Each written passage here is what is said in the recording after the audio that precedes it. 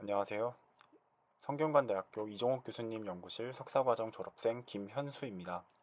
오늘은 제 석사 졸업 논문 모델 병합을 활용한 언어 모델 기반 다중 도메인 추천 시스템을 발표하겠습니다. 발표에 앞서 먼저 제 소개를 간략하게 드리겠습니다. 저는 성균관대학교에서 전자전기공학부와 소프트웨어학과 복수 전공으로 학부를 졸업하였으며 도홍대학에서 인공지능학과에서 석사 과정을 이수했습니다. 연구 분야는 추천 시스템, 그 중에서도 자연어 정보를 사용하는 언어 모델 기반 추천 시스템과 언어 모델 응용입니다. 목차는 다음과 같습니다.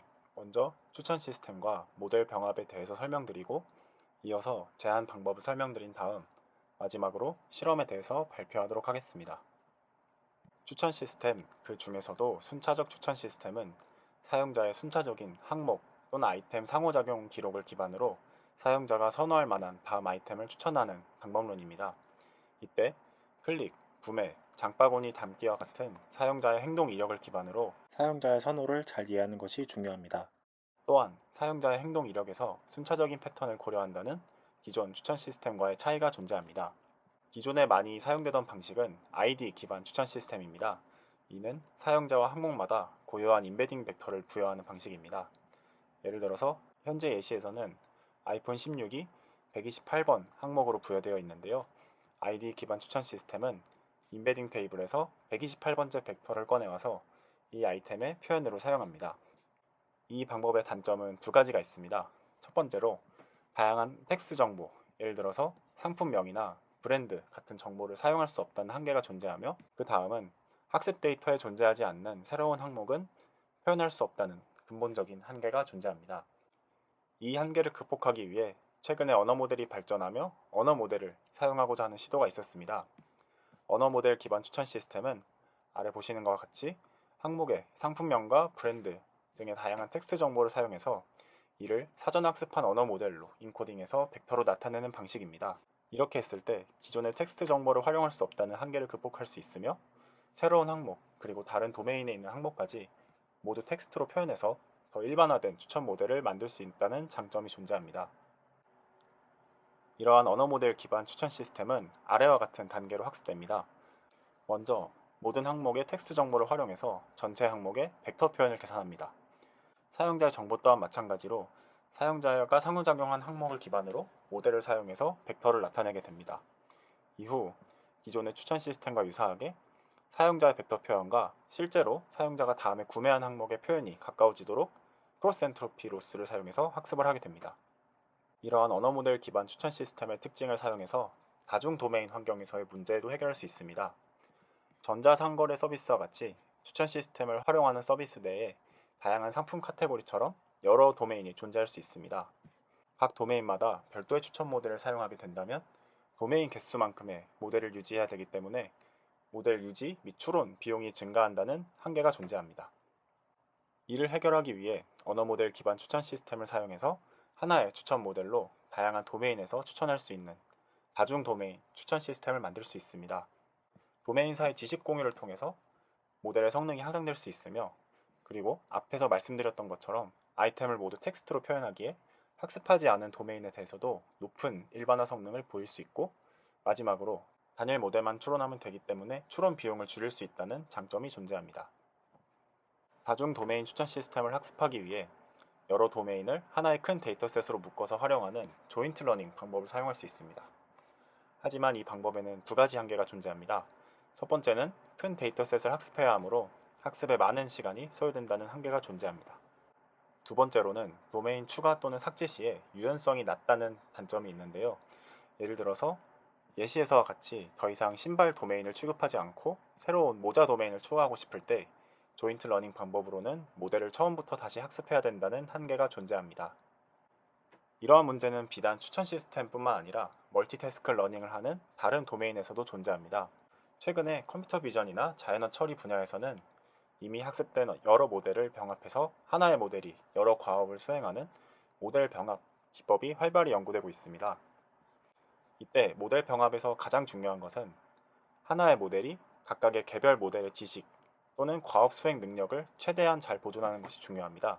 예를 들어 세 가지 이미지 분류 과업을 수행하는 모델을 합쳐 하나의 모델을 만든다고 할 때 이 병합한 모델이 엠리스트 데이터셋에서만 좋은 성능을 보이고 나머지 도메인에서는 낮은 성능을 보인다면 이는 잘 병합된 모델이 아니라고 볼 수 있겠습니다. 최근에 모델 병합 연구를 촉발시킨 연구로 과업 벡터, 태스크 벡터가 존재합니다.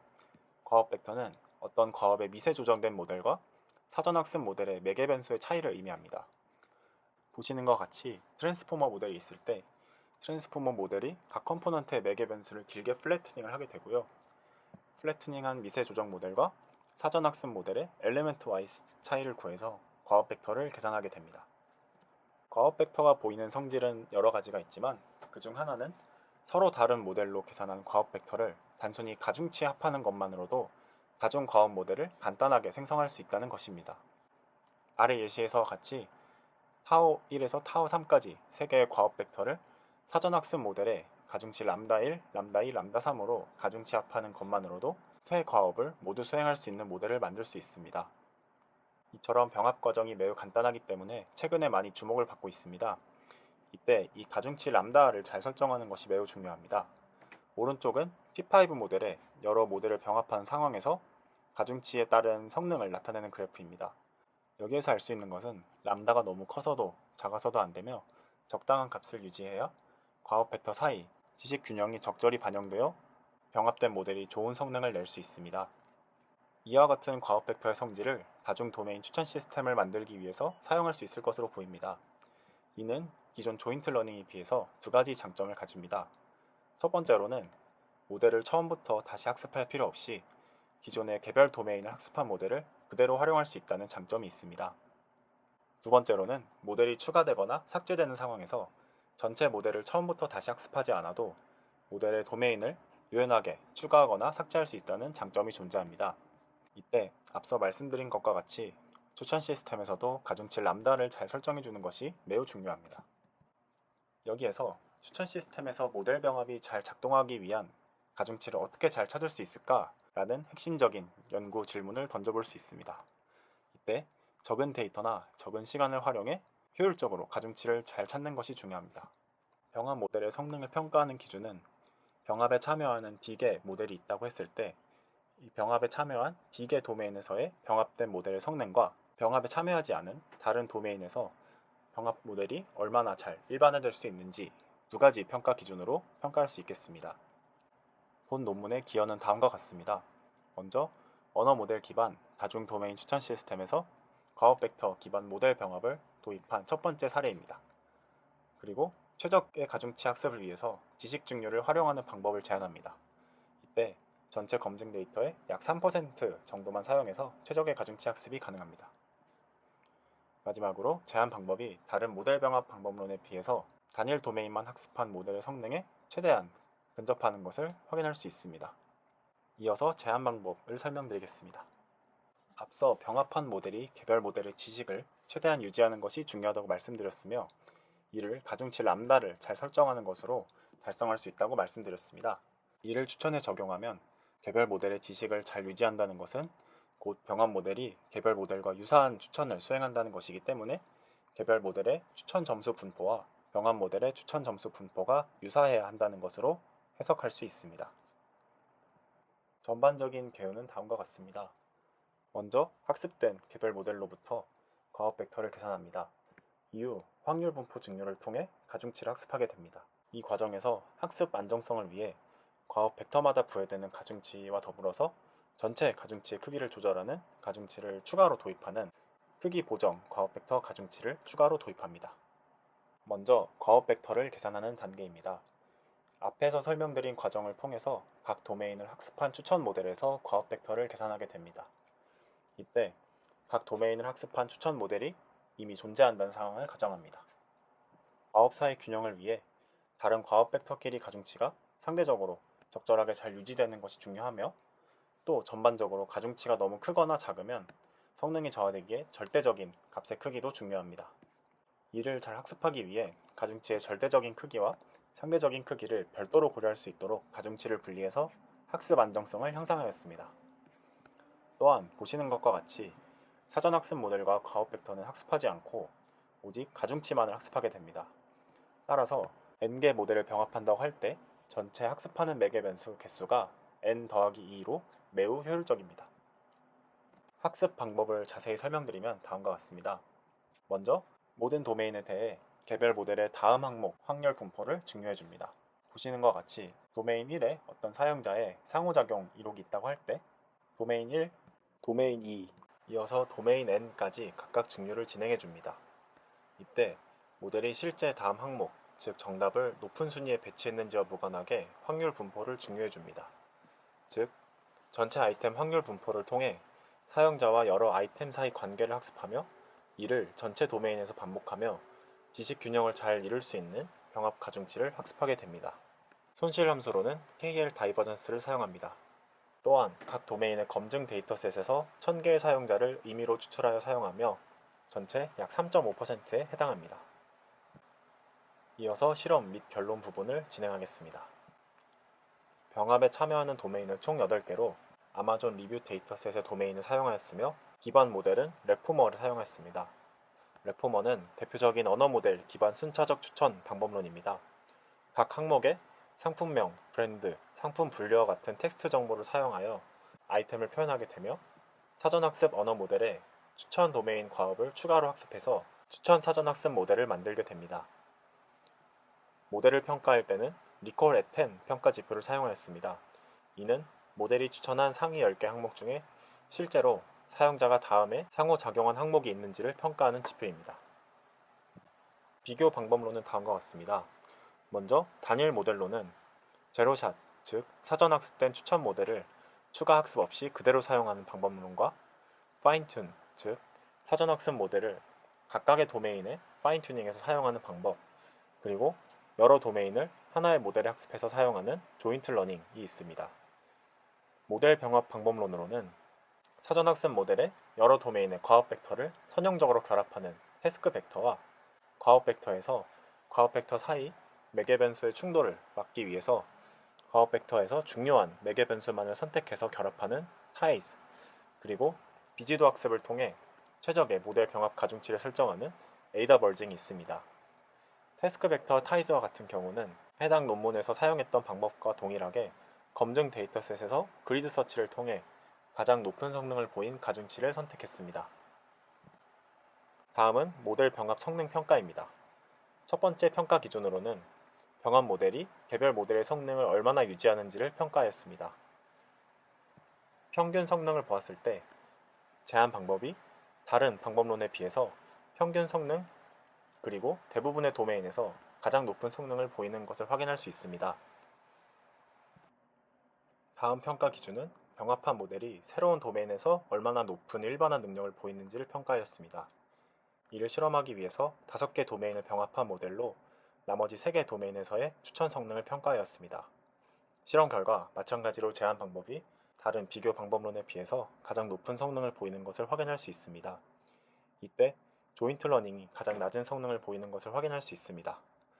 이는 조인트 러닝이 학습한 5개의 도메인에 과도하게 적합되어서 일반화 성능이 낮아진다는 것을 알 수 있습니다.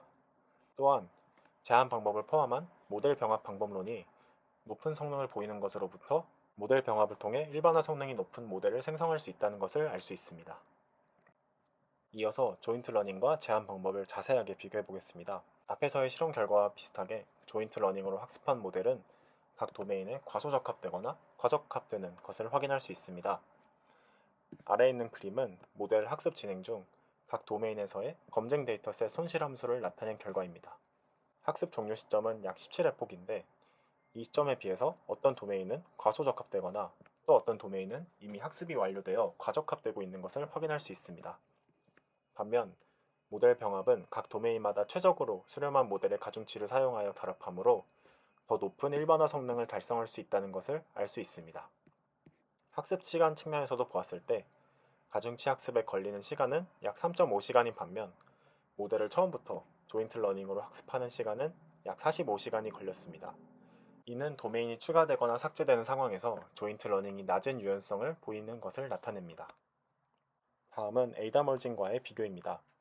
에이다 멀징은 제한 방법과 동일하게 학습 기반 방법론, 즉 가중치를 학습하는 방법임에도 불구하고 제한 방법보다 낮은 성능을 보이고 있습니다.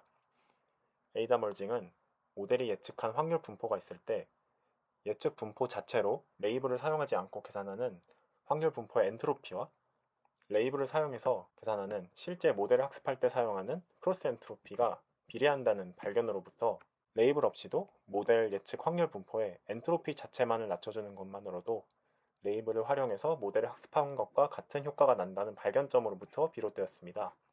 왼쪽 아래에 보시는 그림과 같이 실제로 크로스 엔트로피와 엔트로피가 약 0.8 정도의 높은 피어슨 상관계수를 보이며 높은 관련성이 있는 것을 확인할 수 있습니다. 반면 오른쪽 아래 그림에서 같이 추천 도메인에서는 이 발견점이 동일하게 적용되지 않는다는 것을 확인할 수 있습니다. 이는 클래스 개수 차이에서 비롯되는 것으로 예상할 수 있습니다.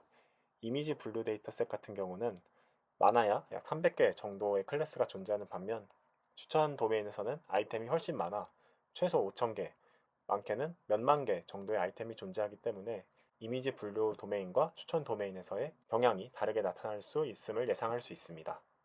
다음은 제한 방법의 각 컴포넌트 해부 실험입니다. 크기 보정 과업 벡터 가중치에 대한 해부 실험을 진행하였습니다. 글로벌 바이어스를 제거한 경우와 크기 보정 과업 벡터 가중치를 적용하지 않고 각 과업 벡터마다 단일 가중치를 할당하는 실험을 진행하였을 때 크기 보정 과업 벡터 가중치가 모델 학습에 도움을 주는 것을 확인할 수 있었습니다. 다음은 학습 중 가중치 시각화 결과입니다. 모든 도메인의 가중치는 0.2에서 시작하였으며 약 5,000스텝까지 가중치가 증가하는 양상으로 학습이 되다 이후 각 도메인마다 적절한 가중치 값으로 조정되는 것을 확인할 수 있습니다. 마지막으로 결론입니다. 본 논문은 언어 모델 기반 다중 도메인 추천 모델을 생성하기 위해 모델 병합을 활용하는 새로운 방법론을 제시하였습니다. 이때 병합 성능 최적화를 위해서 지식 중요를 사용하는 학습 방법을 제안하였습니다. 학습 중 가중치를 안정적으로 학습할 수 있도록 상대적, 절대적 크기를 고려하는 가중치를 분리하였으며 개별 모델의 추천 지식을 최대한 유지할 수 있도록 지식 증류를 사용해서 학습합니다. 실험 결과 제한 방법으로 병합한 모델이 기존 모델 병합 방법론과 조인트 러닝에 대비해서 높은 성능을 보이는 것을 확인할 수 있었습니다. 이는 제한 방법이 기존 모델 병합 방법론에 비해서 개별 모델의 성능을 최대한 유지할 수 있다는 것을 의미하며 추가로 학습하지 않은 도메인에서도 높은 일반화 성능을 보이는 것을 확인하였습니다. 감사합니다.